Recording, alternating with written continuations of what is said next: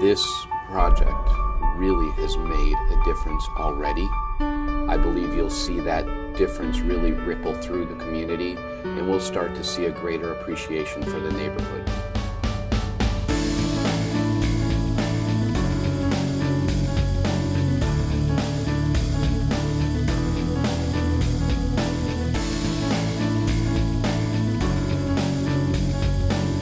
Any real estate development really from the beginning is set by a vision.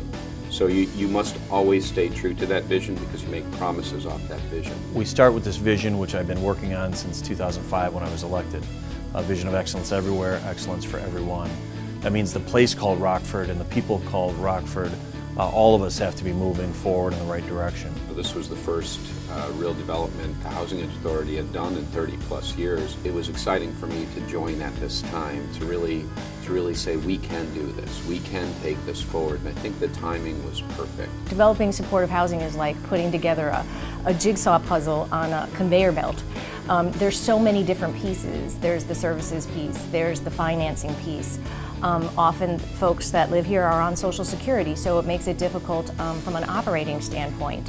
We were honored to come in 2009 and play a development partner role.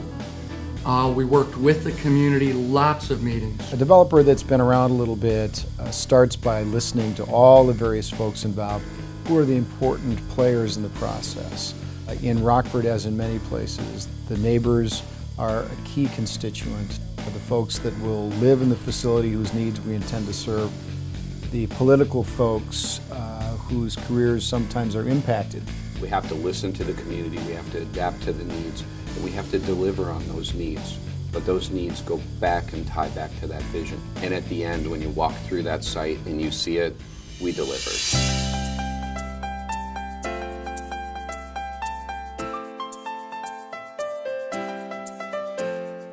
This area alone was so distressed, and it was an absolute black mark, first on the city of Rockford, and I thought it did such a disservice to Jane Addams. What Jane Addams, what the aura of her presence, her vision, and the ultimate change she made in our world needed to be honored.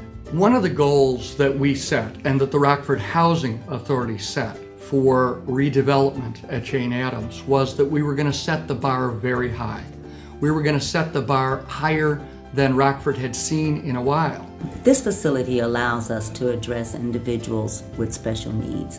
It comes with lots of amenities that enrich their lives, to make them more productive, make them feel more part of a community. This is a perfect relationship with the Rockford Housing Authority and the Mayor of Rockford to kind of provide an opportunity for people with disabilities to have a fully accessible apartment complex to be in, and it decreases barriers for their independence. When people with disabilities live within our community, all of our lives are enriched by that.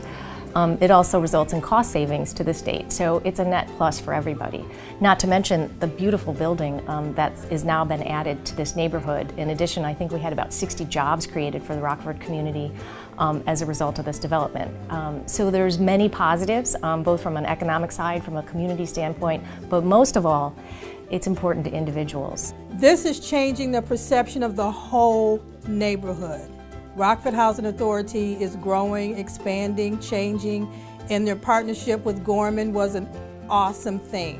What we really have a symbol of here is what we can do when we work together. We all have a responsibility to take care of these amenities and not take them for granted.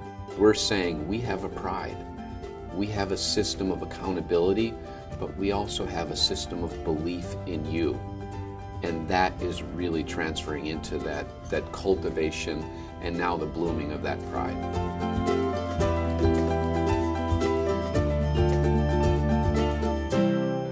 Steve would be extremely proud as to how this turned out, and to know that it really gives you the impression that it's welcoming. People want to live here.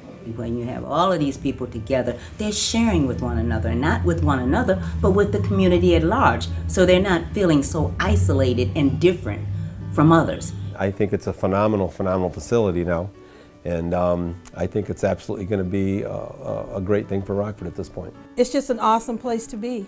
In real estate development, the bricks and mortar really don't come with emotion. When people start to arrive and you look at the expression on their face, the words that they use, the happiness, the tears, you know that that bricks and mortar serves far more good than anybody could have even imagined.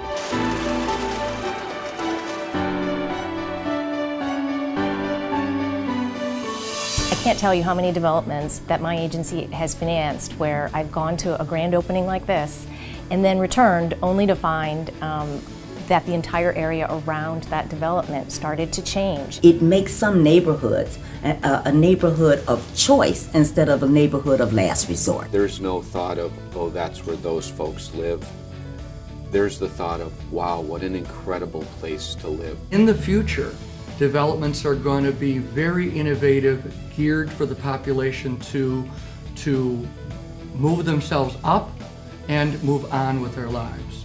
That's the change we truly have to bring for not just our city, not just our neighborhoods, but for the folks who live there.